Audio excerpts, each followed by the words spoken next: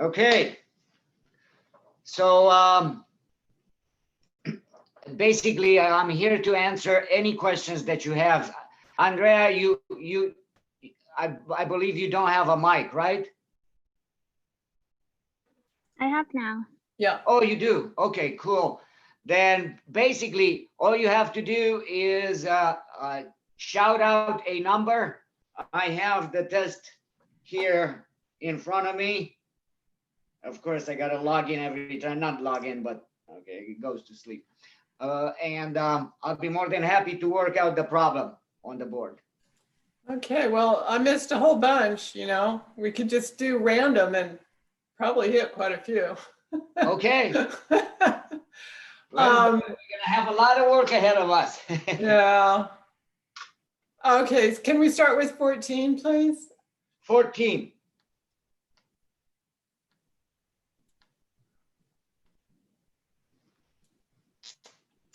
Okay.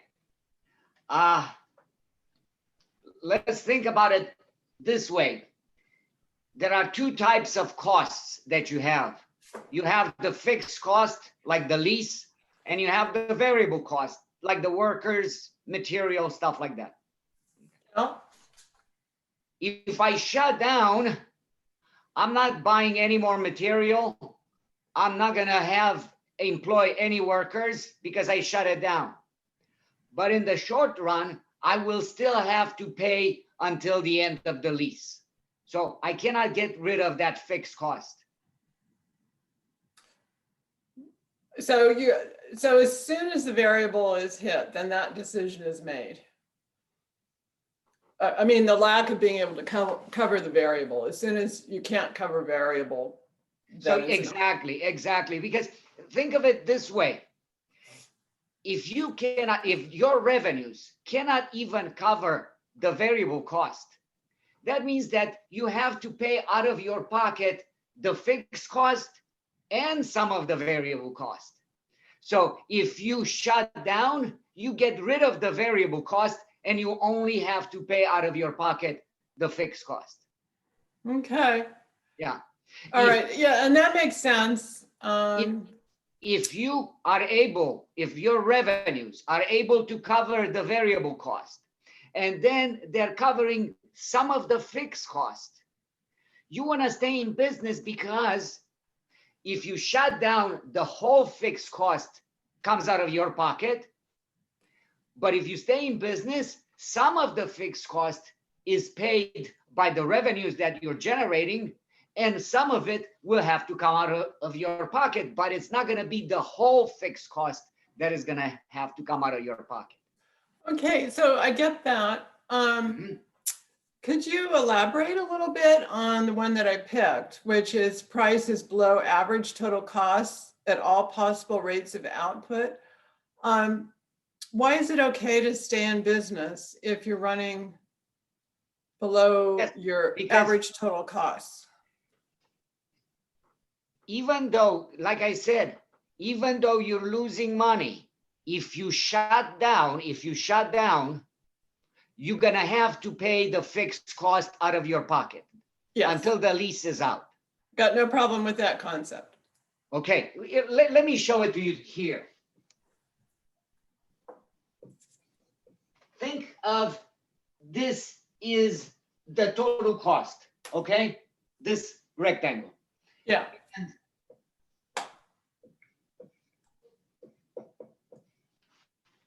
Okay, so far so good? Yeah. Okay, fixed cost and variable cost make the total cost. Now, if I shut down, I'm gonna be stuck paying this out of my own pocket. Yeah. Okay, but look what happens here. Let's say that those are my revenues. The average total costs? The average total cost is going to be, total cost is average total cost times quantity. Right. Right. So if the price is less than average total cost, that means that I'm losing money. Yes. Okay. But not necessary to shut down unless. Exactly. Okay. All So right. in this case, if those are my revenues, I want to stay in business until the lease is up Okay. because I'm covering the variable cost and some of the fixed cost is covered by the revenues. And I only have to pay out of my pocket this portion here. Okay. Thank you. You bet. Hi, Hey, Kamiko. Yeah, Kamiko and Andrea, your guys' time. Yes, go ahead. Shout out. Number 5. Number 5.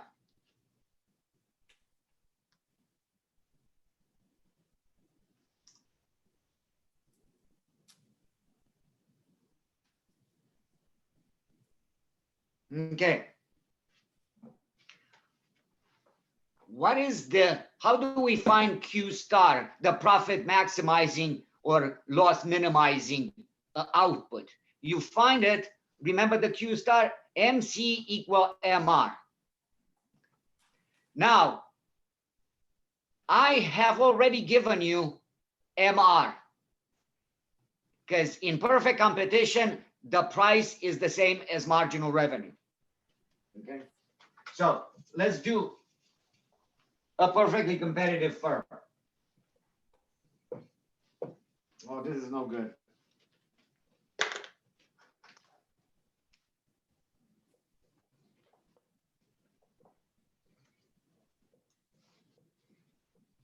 So what we need is this Q star.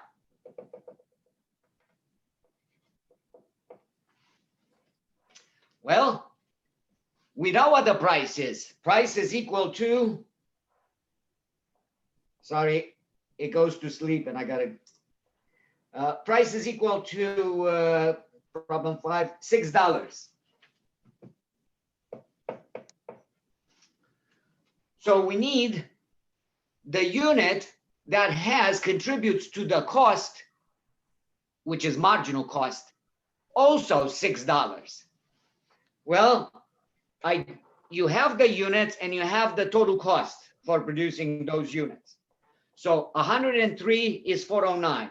104 units is 414. So the 104th, only that 104th unit contributed to the cost $5. So the $6? 104th unit contributes $5 to the cost, but $6 to the revenue. So that's not Q star.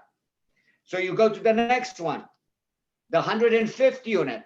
Well, if 104 units cost you 414 and 105 units cost you 420, then the 105th unit alone contributed $6 to the cost.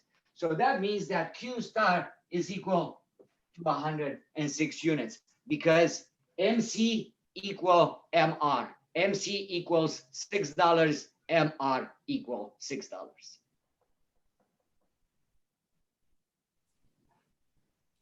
Can you go to question 6 to follow up on this, please? Absolutely.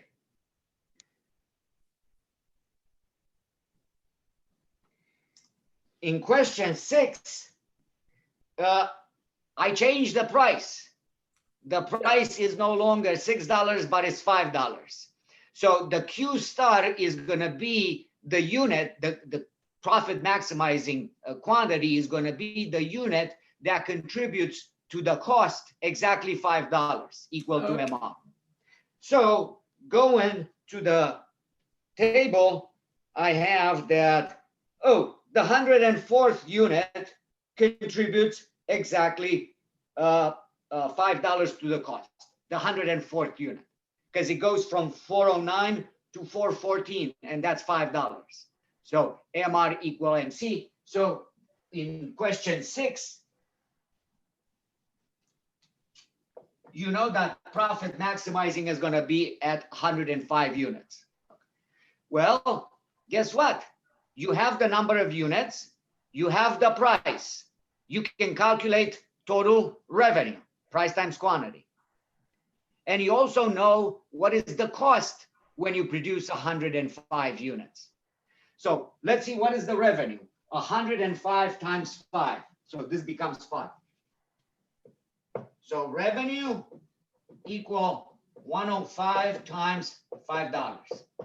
And that is equal to 525, right? Yes. But that's only revenue.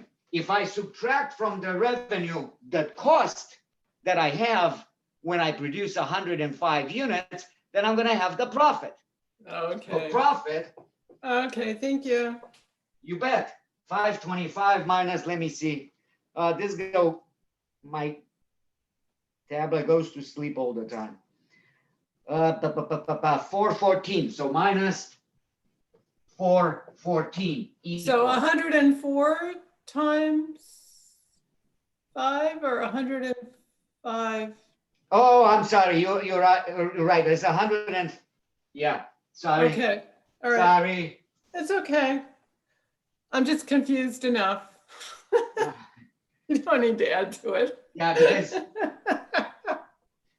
this one Right. now changes here. 520 minus 414, and then you get your 106. Yeah. Okay, I'm with you now.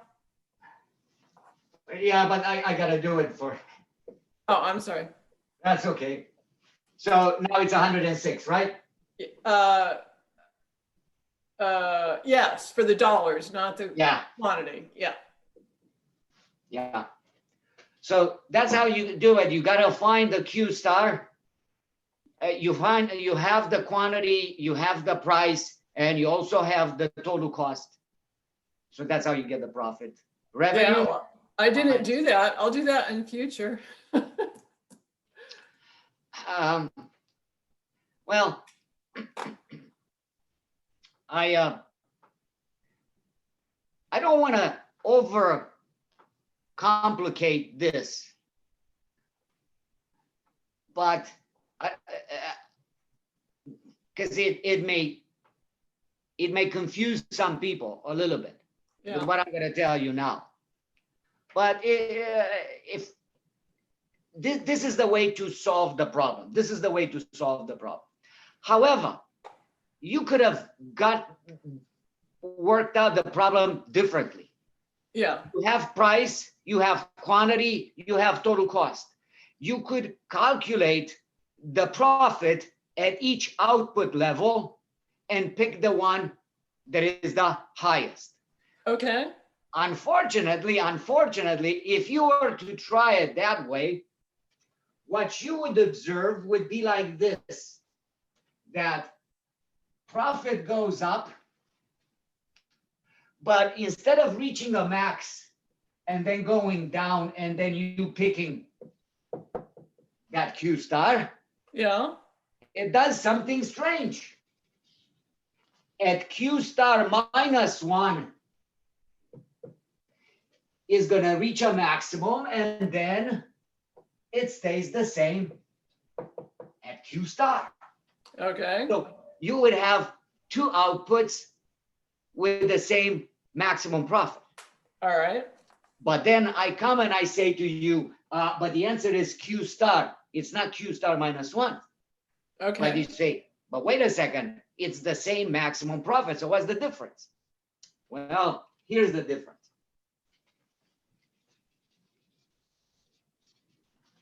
In economics, we don't like to work with distinct numbers such as 1, 2, 3, 4. We like to work with a continuum of numbers. Okay. In other yeah. words, anything is possible. Between 0 and 5, we have an infinity of numbers. All right. Okay, so what happens is this. You calculate the profit at Q star minus 1. Mm-hmm.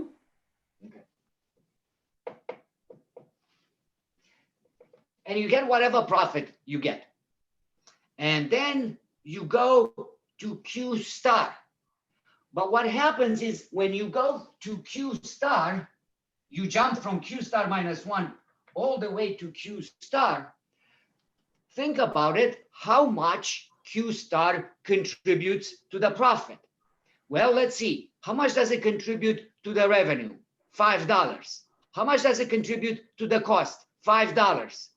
So if it puts $5 in your pocket and it takes $5 out of your pocket, it actually doesn't contribute anything to the profit. So the profit stays the same. The problem is we are jumping from here all the way here, and we are ignoring all that stuff in between, because you're going all the way to the edge. And at that edge, the contribution to the revenue is the same as the contribution to the cost. So it doesn't add up anything to your profit, but you're missing everything in between. Okay. So you would have to do the problem differently. You would have to use calculus You to have to capture use the this. integral, yeah. Yeah, with the integral, And exactly. get the inflection Take the point. integral of what's below here minus this, and then you, yeah. Okay, great. Excellent. Kimiko, shout out a number.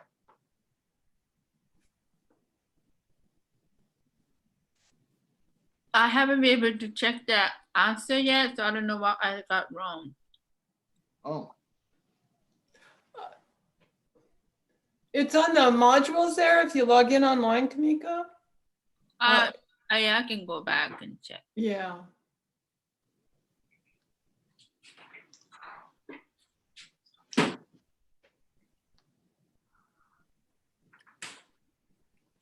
I got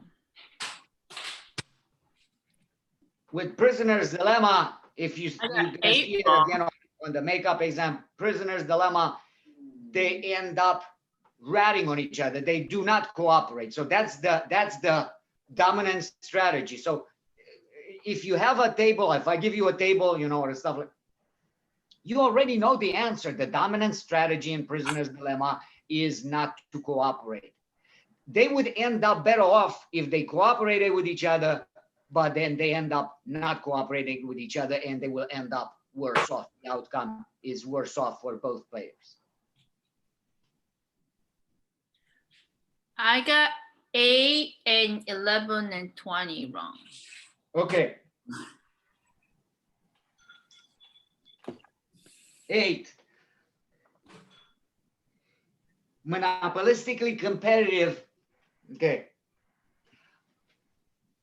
Here's a question for you. In monopolistic competitive industry, it's monopolistic competitive.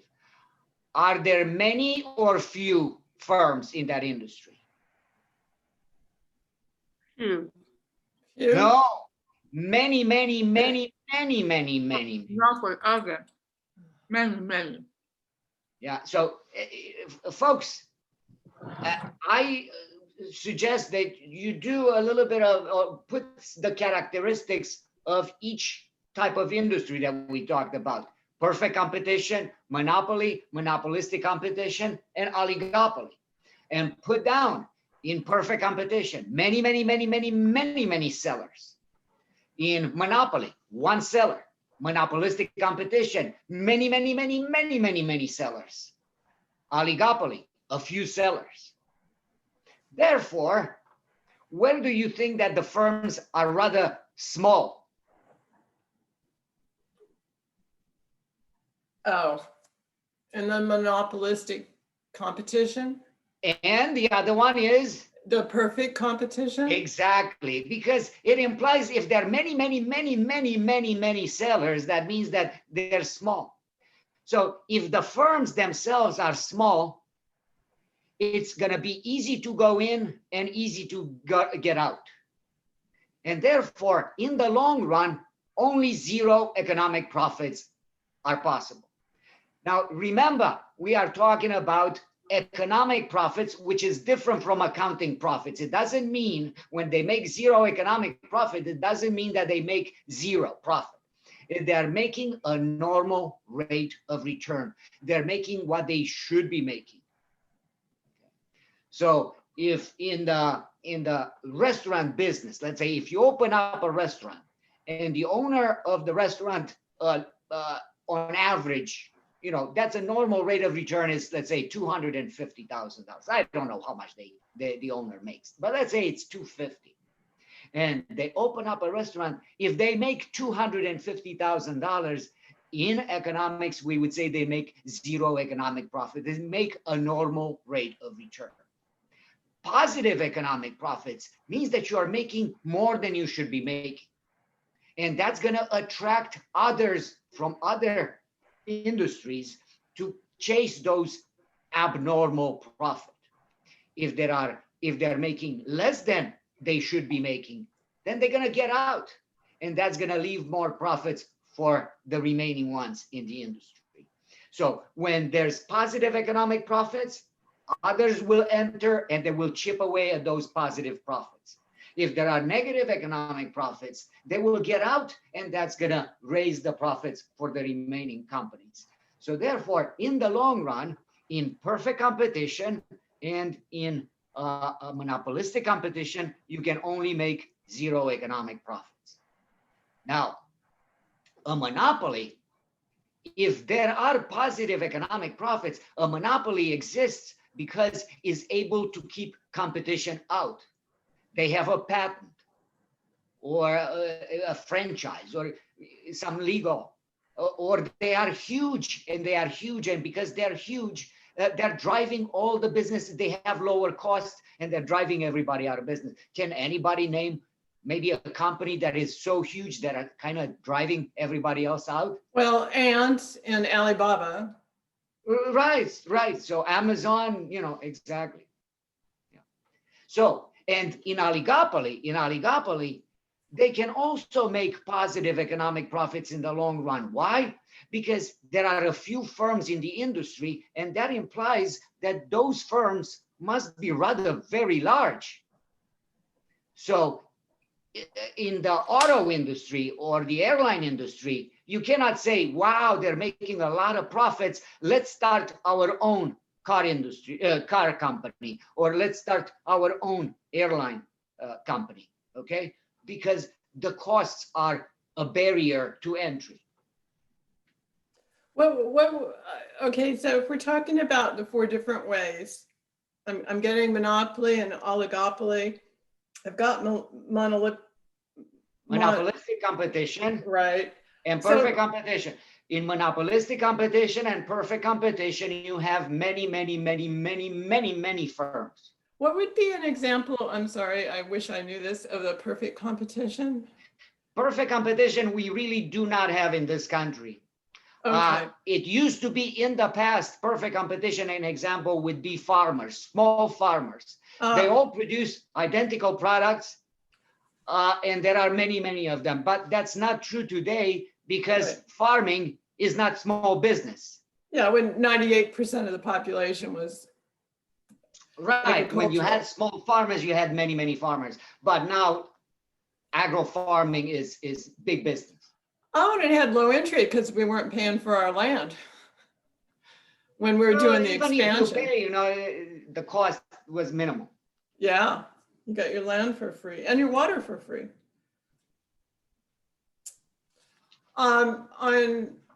Okay, so on question 11, we're back into monopolies.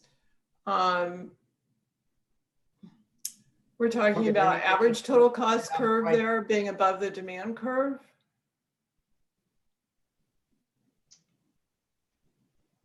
A monopolist will not be able to receive a positive economic at any price output combination at which the average total cost curve is above the demand curve. Let me show you.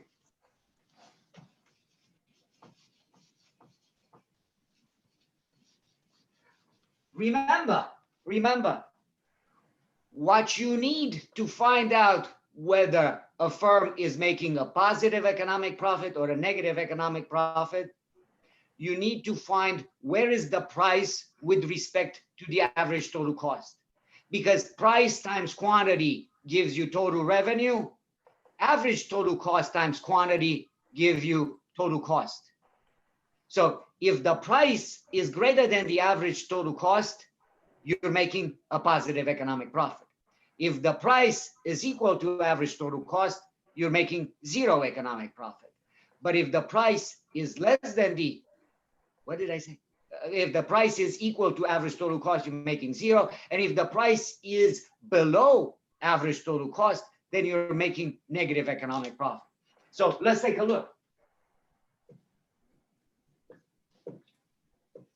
Here's a monopolist facing a normal demand curve.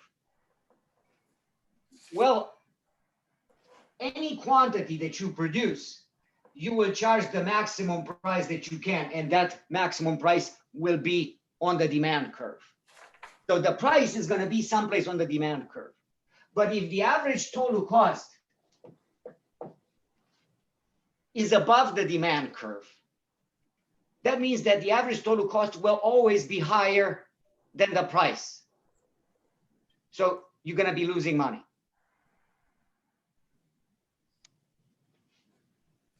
Okay, thank you. You bet.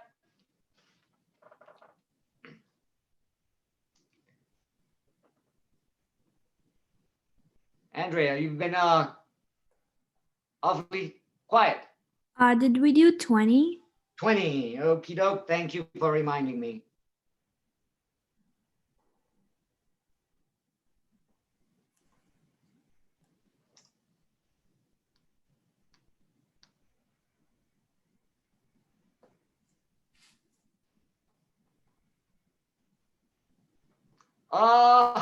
Didn't we start with that one?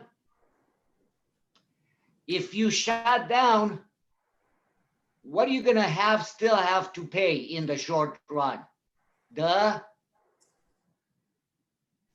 Fixed cost. fixed cost, the lease. Yeah. So if you shut down, you're not going to have variable costs. You're not going to have any employees. You're not going to buy any material. But you're still going to be stuck with that fixed cost. You're going to have to pay the lease. Obviously, you're going to pay it only until the lease is up. Then you would be done to keep on renewing the lease.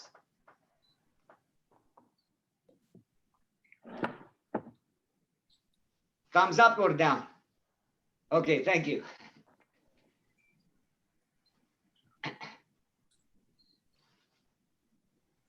Would question 22 be appropriate to ask about? 22, let's see. A major difference between a monopolist and perfectly competitive firm.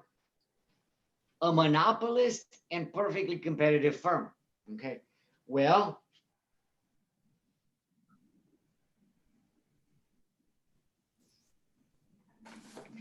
it's that the monopolist marginal revenue curve lies below the demand curve.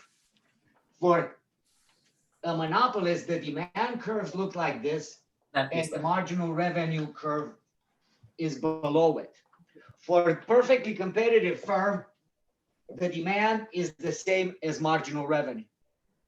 This is the demand for a perfectly competitive firm. It's also the marginal revenue. So they are the same.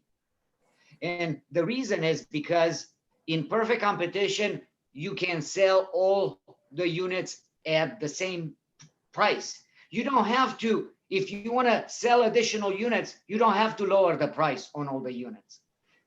That's not the case for the monopolist. If they want to sell this quantity here, they can charge this price. If they want to sell this quantity here, they're going to have to charge a lower price.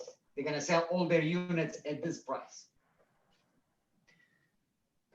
So you're going to have to charge a lower price on all the units that you're selling. Then because of that, marginal revenue curve is going to be below it. Let me just give you an example. I think I gave it to you when I did the chapter lecture. Let's say that I come to you and I say the following. I come to the class and I say, here's a bottle of water. Anybody willing to give me $21 for this bottle of water? Quiet, nobody. So what do I have to do? I got to lower the price. So I say, how about $20? How about $20? Somebody says, I'll give you $20 for this bottle. Okay, I gave that person the bottle. And then from under the desk, I cup out a new bottle of water. And I want to sell this one. And I say, anybody give me $20 for this bottle? Well, the person who was willing to give me $20, they already got their bottle, so they're not interested.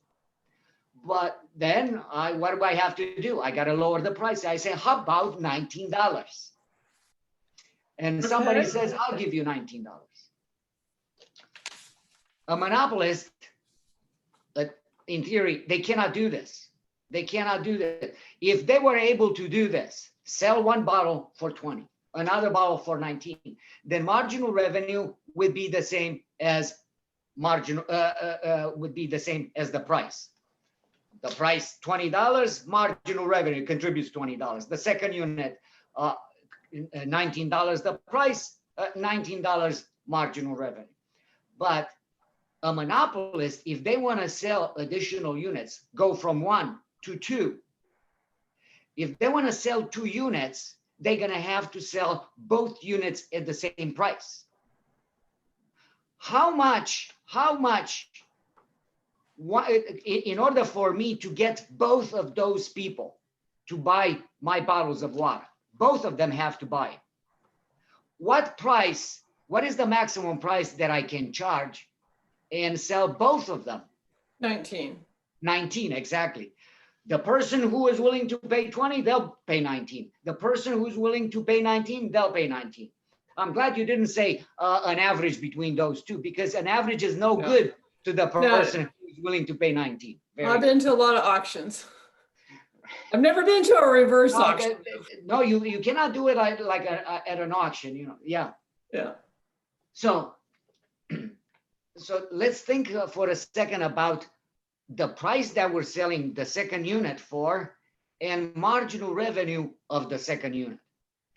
The price that we're selling the second unit for is $19. So that's the price, because we're charging for both bottles $19. But what is marginal revenue? Well, marginal revenue of the second unit is actually not $19, because when I was selling one unit at $20, my total revenue was $20. But when I sell 2 units at $19, total revenue is $38.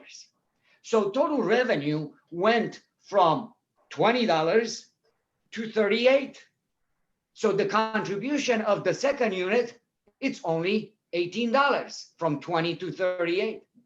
That's how much my total revenue went up from selling 1 unit versus 2 units. It went up from 20 to 38. So that means that the second unit contributed $18. But why is it 18 when I'm selling it for 19? Well, because I'm selling it for 19, but for me to be able to sell 2 units, I had to lower the price on the first unit from 20 to 19. So I lost $1. I gained 19, but I lost 1. So that means that the contribution of the second unit to the revenue, which is marginal revenue, it's $18. The price is $19. The revenue goes up by $18.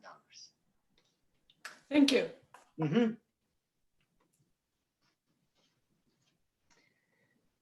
Let's see. Other numbers. I know you already did 5, but I wasn't able to take Oh, it. no problem, no problem. Here, 5. Kimiko, it's perfectly competitive firm. So the price that I give you is the same as marginal revenue. So you already have marginal revenue. It's $6. So you gotta find the Q star. And you know that Q star, you find it where marginal revenue equals marginal cost. So you got to find which unit contributes to the cost $6. And since you have the total cost for different output levels, all you got to do is find which unit contributes exactly $6 to the cost. And that unit is number 105, the 105th unit contributes $6. How do I know that? 104 units have a total cost of $4.14, and 105 units have a cost of $4.20. So that 105th unit contributed $6 to the cost. And that's the marginal cost is equal to marginal revenue. So we have the Q star.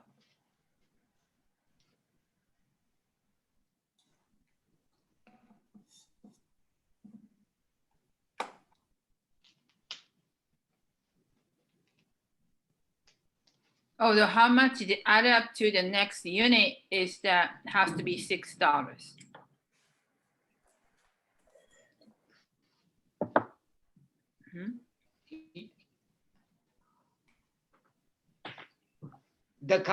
Which unit contributes $6 to the cost? And that's the 100 and now When you produce from 104 to 105th. right. So the 105th unit is the one that contributes $6 to the cost. And now you have what output has marginal revenue equal marginal cost. And that happens at 105 units. I see. Okay. Mm-hmm. Can we cruise by question 24? And then I'll wrap it up for me. Okay. And I'm sorry, unless we're still on another problem. 24 goes like this. What is the marginal revenue?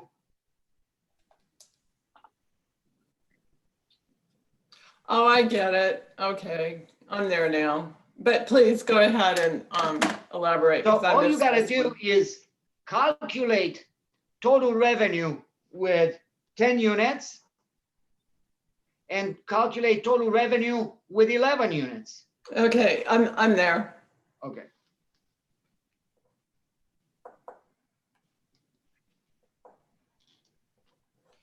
But I wasn't there when I took the exam.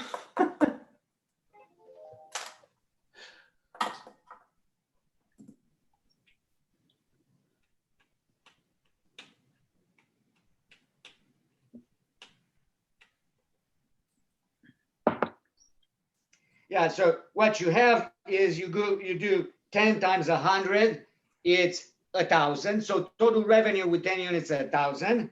And then you do total revenue with 11 units, which is 11 times 99.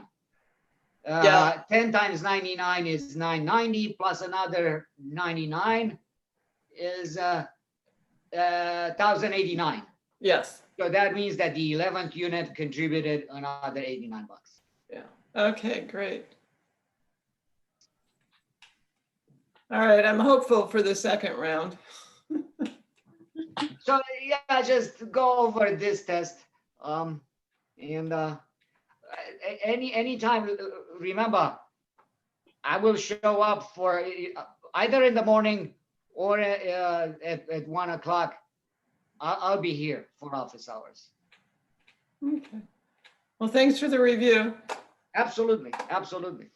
All right, I'm gonna stop this recording. Okay. Thank you.